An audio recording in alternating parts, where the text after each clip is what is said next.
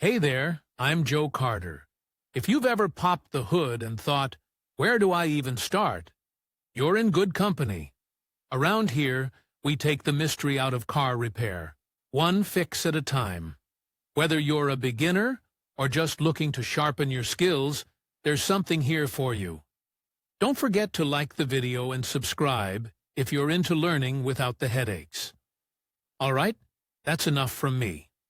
Let's get into it. To assemble a good car amplifier for subwoofer with your own hands will not be difficult, if you have at least a little skill in the installation of radio electronic devices or a desire to get them. Use for this circuit of the VHF based on the TDA1562Q microcircuit. Tolerances on the power supply of this chip allow you to power it from the onboard network and install the amplifier together with a subwoofer in the car without a voltage converter. TDA1562Q LFN description. This chip is a bridge monaural amplifier of the RF signal. At a small input signal, when the power dissipated on the load does not exceed 18 W, the device works as a Class B amplifier. Increasing the input signal results in the inclusion of volt additive circuitry with external electrolytic capacitors. This causes the amplifier to switch from the B mode to the H mode. As a result, the chip supply voltage rises, increasing the output power of the amplifier up to 70 W. When the device is heated up to 120 C, the on-chip temperature sensor returns the amplifier to the B mode with an output power of 20 W or less. A reduction of the supply voltage to 7 V is recognized by the unit's automation, which puts the unit in the silent mode. A subsequent increase in supply voltage to 9 V causes the automation to turn it back on. The microcircuit has the following characteristics: supply voltage, from 8 to 18 V. Peak output current, up to 10 A. Silence mode current, 100 to 150 mA. Load resistance, 4 ohm.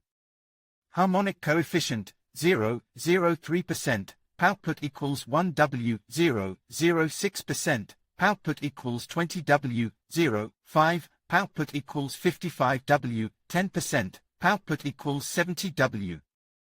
Frequency range, from 16 Hz to 20 kHz. Voltage gain, 26 dB. Input resistance, 10 k ohm. Reference design. The designations in the image are: 1. Non-inverting input of the EQ, 2. Inverting input of the amplifier, 3 and 5. Points for connection of the volt additive capacitance of the upper amplifier arm, 4. Input for switching the mode of operation. 3 and 5. Points for connection of the volt additive capacitance of the upper amplifier arm, 7. Non-inverting RF output, 3 and 5. Points for connection of the volt additive capacitance of the upper amplifier arm, 11. Inverting RF output, 3 and 5. Points for connection of the volt additive capacitance of the upper amplifier arm, 14. Reference voltage control output, 16. Indication signal output, 17. Mass, common wire, of the input. Manufacturing of the printed circuit board. Cut out a blank of the desired size. Clean the foil on it with fine-grained sandpaper number 1000, or in its absence with a stationary eraser. Degrease the blank with acetone.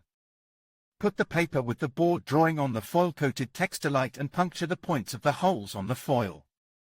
Draw the tracks with a marker. Etch the board in a solution of ferric chloride. You can replace the chlorine ion by dissolving 1 tablespoon of copper sulfate and 2 spoons of table salt in a glass of water. The reaction will go faster if the solution is heated. Rinse the board with water. Drill holes. Lubricate the tracks and the board is ready. Mounting the amplifier for subwoofer. A homemade amplifier of this design should not be used with a subwoofer that has built-in filters. It is better to separate the low-frequency component of the audio signal before feeding the input of the chip. Use only thick wires for the electrical installation of the unit, including the subwoofer speaker connection. Since at low supply voltages, the amplifier develops a large amount of power mainly due to significant current. Therefore, even a small increase in conductor resistance will result in reduced power and increased distortion. The subwoofer amplifier chip must necessarily be mounted on a radiator with an effective area of at least 500 centimeters too. It is not a bad idea to equip the radiator with a fan with a working voltage of 12 V, for example, from a computer. In conclusion, building your own amplifier for a car subwoofer can be a rewarding project that enhances your audio experience while saving you money. By following the steps outlined in this video, you can create a custom solution tailored to your specific needs. Remember to prioritize safety and quality components to ensure optimal performance. With a little patience and creativity, you can enjoy powerful bass and a satisfying sound system that reflects your personal touch.